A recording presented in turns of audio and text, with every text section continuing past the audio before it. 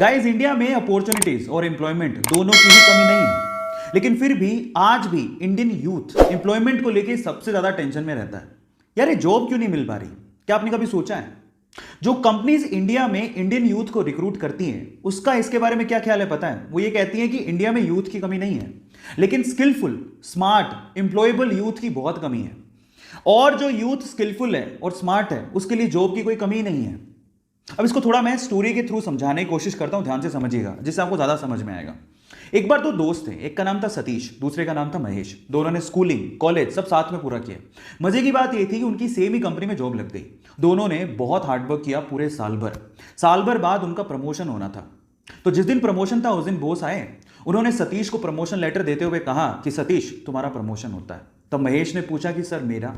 तो बॉस ने कहा कि महेश, आई एम सॉरी, तुम्हें प्रमोशन नहीं मिल पाएगा, इस साल तो कम से कम नहीं मिल पाएगा, वर्क हार्ड। तो ऐसा करके बॉस अपने कैबिन में चले गए।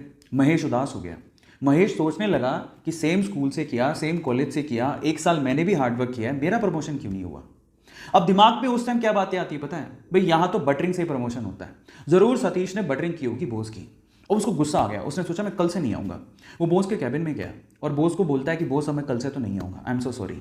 तो बॉस ने कहा कि क्यों नहीं आओगे? तो वो कहता है कि बॉस, मैंने बहुत हार्डवर्क किया पूरे साल भर, लेकिन मेरा प्रमोशन नहीं हुआ। अब मुझे ऐसा फील होता है कि इस कंपनी में सिर्फ बटरिंग करने वालों का ही प्रमोशन होता है। मतलब वो डायरेक्टली सतीश पे ब्लेम लगा रहा था कि सतीश ने बटरिंग की है, लेकिन बॉस तो ये जानता था कि सतीश ने बटरिंग नहीं की है। सतीश ने वाकई में हार्डवर्क किया है, वो स्मार्ट है, महेश से स्मार्ट है। अब इस चीज को प्रूव कैसे करें? बॉस ने लगाया दिमाग, इसलिए तो वो बॉस था, उसने दिमाग लगाया। उसने क्या कहा, महेश एक काम करो, मैं तुम्हें एक टास्क देता हूं, अगर तुमने वो टास्क कर लिया तो मैं तुम्हें सतीश से ज्यादा पैसे दूंगा और प्रमोशन भी दूंगा। महेश ने कहा ठीक है। तो बॉस ने कहा तुम एक काम करो, अभी जाओ बाहर, तो हमारे इलाके में पता करो कि आम कौन बेचता है। महेश गया, आधे घंटे बाद वापस आया और बोलता है कि आम एक्चुअली पूरे इलाके में, हमारे इलाके में थोक के भाव में सिर्फ एक ही आदमी बेचता है। तो फिर बॉस ने कहा महेश एक और काम करो, अब जाके पता करके आओ कि वो कितने कितने रुपए किलो में आम बेचता है। वो गया, वापस आया, वापस आके बोलता है कि वो 50 रुपए किलो में आम बेचता है। अब बॉस ने क्या कहा, महेश मैं सेम चीज अब मैं सतीश से करवाता हूं, तुम ध्यान से देखना। उन्होंने सतीश को बुलाया और सतीश को बोलता है कि सतीश एक काम करो, इस इलाके में जो आम बेचता है उसकी खबर लेके आओ कि कौन कौन आम बेचता है। सतीश गया मार्केट में और वापस आया आधे घंटे बाद, और सतीश ने जो कहा महेश उसको देखता रह गया। सतीश ने कहा बॉस, यहां पे आम सिर्फ एक ही आदमी बेचता है और वो 50 रुपए किलो बेचता है, लेकिन उसके पास टोटल 60 से 70 किलो आम है और वो एक साथ अगर हम खरीद ले वो 40 रुपए किलो में दे देगा। और अगर हमने 40 रुपए किलो में वो 60 से 70 किलो आम बेच दिए और हमने अगर 50 रुपए किलो में से सेल किया तो हमें बहुत प्रॉफिट होगा। और आगे आने वाले समय में हम लोग आम में भी अपना हाथ आजमा सकते हैं, आम के बिजनेस में भी।